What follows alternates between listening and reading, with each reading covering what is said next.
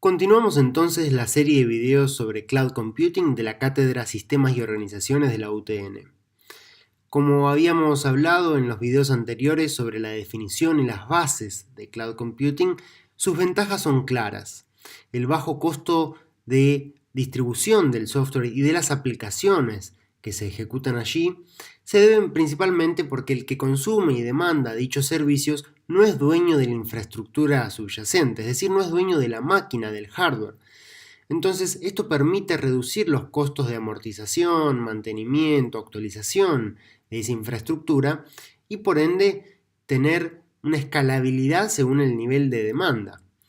Además, existe una gran capacidad de almacenamiento virtualmente infinita. Digo virtualmente porque por supuesto que hay un límite, pero hoy con la utilización de grandes proveedores como AWS de Amazon, Microsoft Azure, Google Cloud o IBM Watson, podemos contar con teras y teras de almacenamiento, mucha capacidad de procesamiento y estos recursos disponibles 24/7, ¿no?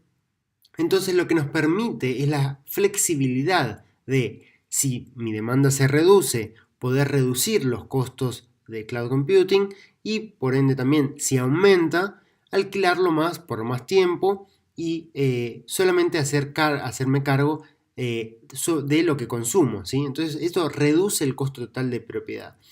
Si podemos ver el gráfico, que es muy interesante, prestemos atención a la curva roja, que es la curva de la demanda, ¿sí? Cuánto recurso necesito.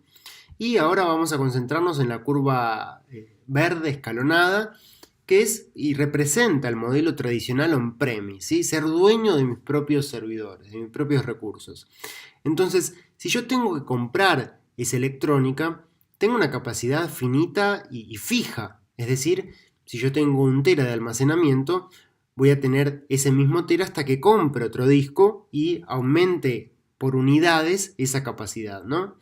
También, si yo vuelvo a necesitar más porque proyecto que mi demanda aumenta, o en el peor de los casos, aumenta y no puedo predecirla, voy a tener que salir a comprar otro disco y así aumentar mi capacidad. Pero notamos una problemática acá, ¿no? Básicamente, el área sobre la curva de capacidad que yo tengo, que es esta fija de acá con el modelo tradicional, y sobre la curva roja, es decir, bajo la curva de capacidad y sobre la curva de demanda, es todo el desperdicio que yo tengo, es decir, estos recursos que yo pagué, que yo mantengo y sigo pagando, pero que no estoy utilizando en algo concreto en este periodo de tiempo en particular. Y también tenemos el otro caso, ¿sí? El área que se encuentra sobre la curva de capacidad y bajo la curva de demanda, que es todo lo que yo no puedo satisfacer porque no tengo esa capacidad en este momento dado, hasta que vuelva a adquirir más recursos o mi demanda baja, y ahí volvemos a incurrir en la misma problemática, que es la de tener recursos sin uso en ese momento, ¿sí? Pero si ahora nos enfocamos, siempre tomando como referencia la curva roja de la demanda, en la curva azul punteada que representa el consumo y la necesidad de cloud computing en particular, vemos que se adapta perfectamente a la demanda, es decir, cuando yo más necesito, más alquilo, pero cuando se reduce mi tráfico, el volumen de información que yo quiero procesar, también puedo deshacerme de ese recurso, es decir, no alquilándolo más, y esto reduce, por supuesto, como dijimos como conclusión, el costo total de propiedad y de mantenimiento de toda la infraestructura. Hacemos entonces un breve repaso sobre distintos escenarios, ¿sí?, de elasticidad bajo demanda. Primero, si quieren, nos podemos enfocar sobre lo que se llama el subaprovisionamiento, que es el escenario donde yo tengo una capacidad finita, como habíamos mencionado antes, ¿sí?, en el modo on-premise, y mi curva varía, aumenta, se reduce, y tengo estas áreas grises que representan todo lo que no puedo satisfacer. Es decir, si son usuarios que están entrando a Internet, por ejemplo, en estos eventos que ocurren anualmente, muy famosos, como el Black Friday, como el Hot Week, o como por ejemplo la venta de entradas en Estados Unidos para la Comic Con, donde todos se conectan a la misma hora, al mismo minuto, y a veces los servidores no dan abasto, no pueden satisfacer la demanda, y entonces son usuarios que se pierden. El otro escenario también de subaprovisionamiento es el caso de a veces no puedo satisfacerlo, a veces un poco más, un poco menos, y otras veces sí, ¿no? Que es el caso más normal. Pero estamos en un problema, de vuelta. Estamos dejando afuera usuarios, en el peor de los casos, o procesamiento que no puedo cubrir por mi falta de recursos porque tengo una capacidad finita.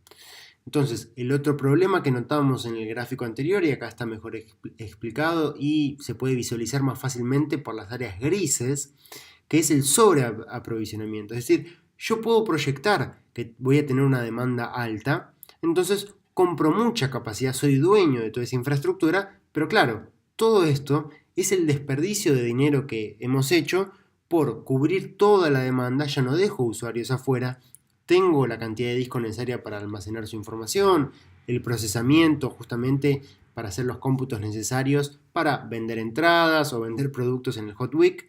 Pero claro, esto es un desperdicio de dinero, ¿no? Porque cuando esa demanda se reduce, igual yo sigo teniendo la misma capacidad. Pero también tenemos que mencionar las desventajas de este modelo, ¿sí? Como habíamos dicho en el segundo video de Cloud Computing, dependiendo del escenario de implementación que elija, esa información al fin y al cabo ya no está bajo mi poder, sino que está en infraestructura de un tercero, y ese tercero es el proveedor de Cloud Computing. Entonces, hay ciertas empresas que por sus políticas de privacidad y sus contratos y términos y condiciones para con sus usuarios no les permiten tener esa información en otro lugar que no sean de ellos, ¿sí? Entonces, hay una concepción de baja seguridad en el almacenamiento de la información sensible, información privada. Esto se resuelve, por supuesto, con estas infraestructuras híbridas que ya hablamos de Cloud Computing. También lo que hay que mencionar es que se produce lo que se llama un data lock-in, que es básicamente de los distintos proveedores de Cloud Computing. Obviamente tienen un precio por la cantidad de horas que yo consumo dichos recursos o los recursos de estos proveedores. Ahora, no es muy sencillo, aunque cada vez más, montar toda la infraestructura que yo necesito desde mis servidores on-premise hacia la nube. Entonces, una vez que está todo montada, por supuesto que estos proveedores son los que ponen el precio por hora de esos recursos. Y es muy difícil sacarlos de ahí y llevarlos a otro lugar, aunque de vuelta actualmente existen herramientas que lo permiten hacer, pero hay una sensación como de encierro donde no es tan fácil migrar de un ambiente a otro, ¿no? Y también, por supuesto, el cuello de botella que ya depende de una de las cosas más importantes, ¿no? Si hablamos que Cloud Computing es una red de servicios que están expuestos a través de Internet, en los lugares donde hay baja conexión a Internet es muy difícil y se hace todo mucho más lento y a veces hasta ni siquiera se puede acceder a ciertos tipos de procesamiento, principalmente cuando se trata de grandes volúmenes de datos. Los principales proveedores de Cloud Computing, como ya los mencionamos, en la actualidad son Amazon Web Services, Google Cloud, IBM Cloud, Microsoft Azure y Rackspace. Así que si tienen alguna pregunta, saben por dónde preguntar a través de los mails, a través de los comentarios de este video, a través del aula virtual, que vamos a responderlas y principalmente las vamos a responder en la clase que corresponda a este tema. Muchas gracias y espero que sigan viendo el resto de los videos que son muy interesantes también y se usan en la actualidad.